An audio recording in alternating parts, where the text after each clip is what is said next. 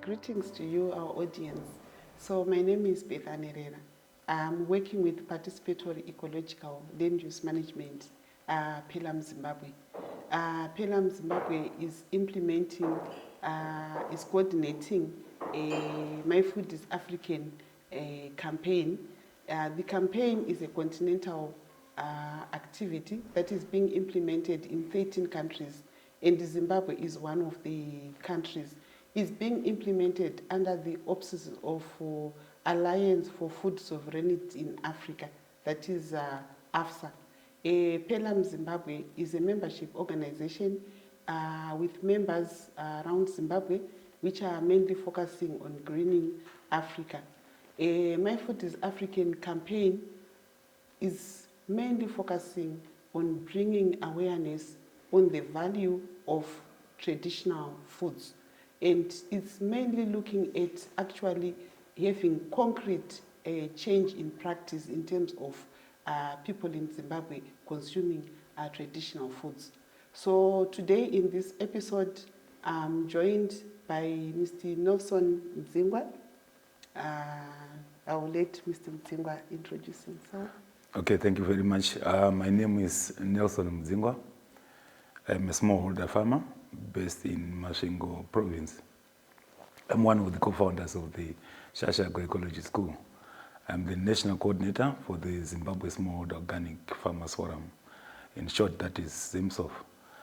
And as ZIMSOF, we are farmers who are right on the ground, who are actually practicing on the ground, producing local food in many ways that are quite specific to the regions that we're coming from. And one of those foods that we very much concentrate on are those seeds that produce quite nutritious food we eat every day within our homes. So we are organized in what we call smallholder farmers organizations that are in the 4 regional clusters, and that builds up our organization as a national organization with a membership of plus or minus 12,000 smallholder farmers. Okay, so Mr. Mdzingwa, you've indicated that you're a farmer. In this episode, we would want to talk about indigenous knowledge, culture, and the spiritual dimension as it relates to our food systems. Can you just explain to us your understanding of what we mean by this? Yeah, many years ago, people started testing a lot. And as far as food is concerned, it was not about try and error, and much of it was almost like more, it was inspiration. One could dream about the type of a food that was supposed to be eaten. If it was try and error, otherwise many of us were going to eat lots of poisons. But inspiration that was coming from the spiritual world, it was actually contributing to the identification of the different food crops that people started to propagate, and testing and seeing how they actually grow in the different regions. And these crops were quite connected to their practices in as far as food production is concerned, and at the same time, in as far as appeasing their spiritual world is concerned. I will give an example of the foods that they were producing, which actually, like for example, finger millet, which was very much connected to their traditional beers that was brewed when people were performing rituals and ceremonies in their different areas, especially under the different sacred places. They could have these food crops being grown to celebrate and at the same time to appease the spirit. And there's a lot to do again with nutrition, the nutrition that is contained within the food crops that were actually inherited from the past, which was also of value to our bodies, because it is our spirit within our bodies that feels hungry, and it is a choice of the food crops that it is supposed to be eating. And for keeping that body, which keeps that spirit to function, there's a lot of nutrition that is required. And much of that nutrition is actually got from our local traditional food, which are very much connected to our spirituality and cosmovision. Okay. Thank you very much, Mr. Mdzingwa. I just want to show, you spoke about finger millets. I know we do have some of our young viewers who may not know what grain you are talking about. So this is the finger millet that Mr. Mzingwa is talking about. Mr. Mzingwa, how do you think the food is relevant or irrelevant to our food systems, this food that you are talking about? How is it relevant or irrelevant to our food system? When God created every single plant, it had a meaning to ourselves and even to the environment. There's no any single flora or fauna that was created by God without any usefulness. And the food was actually also created by God. It was not invented. It was not produced from the laboratory, but it was a natural plant that was growing. And like I indicated before, that there was a lot of inspiration for people to identify the foods that we started to eat many years ago. And that is what we have inherited. And that food is quite very useful in as far as our nutritional needs are concerned, and it is also very, very useful in as far as keeping the ecosystem stable. With all the different plants that grow have a meaning, and all the different plants, animals feed onto them, and at the same time human beings feed onto them. So these are the plants that we believe are quite relevant in as far as food is concerned. Of course, if you look, for example, we have our indigenous fruits. They've got a very big seed. And some might say, no, this is quite irrelevant because it has a big seed. But the nutrition that is contained within that fruit is what is of value, like this masao fruit that I'm holding on to. You can see, if you peel the seed, you can see that it has a very big seed, and the fruit itself is just small. But what is important is the nutrition that is contained within this masao fruit. And many other food crops that we eat, in as far as resilience is concerned, especially during these years where we are experiencing climate change. These food crops, they can do well when even in droughts are experienced, and at the same time their abundance and that diversity is what is important. Our bodies will not require us to just eat one food with only a single nutrient, but to eat all the diversity that will give us a balanced diet in our families. Okay. Thank you very much, Mr. Mzingwa, for that. And what I'm capturing from what you are saying is that our food, we have been given this food by God, and it's like it's in our DNA, it's in our blood system, Yes, as Zimbabweans, as Africans, and it has the nutrients that we require, whether be it in the fruits, whether be it in the grains that we spoke about, and the different types of vegetables that we have, the mutsine, munyemba, all those vegetables that we have. So it shows that it's very strong, especially the nutrition part of it. Our foods are very nutrient dense, and they will be able to help us in mitigating some of the problems that we are facing due to issues of micronutrients. I've heard of biofortification, and sometimes I've wondered, do we need to biofortify No. when we have our foods Yes. that are nutrient dense? Thank you, our viewers. We have come to the end of our first segment. We're going to come back to our second segment, where we are going to talk again about indigenous knowledge, culture, and spiritual dimension as we talk about My Food is African.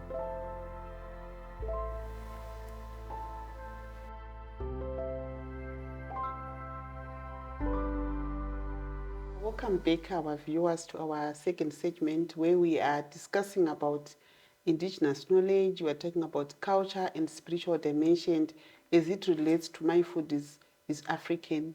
Mr. Mzingwa, what support can our traditional or religious systems provide to our food systems? Okay.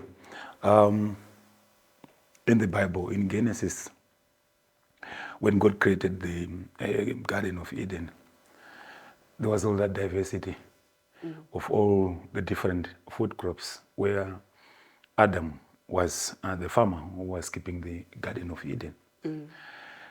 And when God created Adam, he was not seen going to the river to fetch water, but he just took the soil that was quite wet to create Adam. So in as far as religion is concerned, the roots should start from how Adam was keeping the Garden of Eden. We must see all that diversity that Adam was keeping in the Garden of Eden being spread by religion, because this is the healthiness that God wanted us to have always in our lives, in as far as eating healthy food is concerned, and in as far as staying in a very stable climate is concerned. Then if you come back to our tradition, we have the traditional chiefs. The traditional chiefs have quite a very important role, because they are the guardians of the custodians of flora and fauna, and they are supposed to make sure that at least all that is contained in the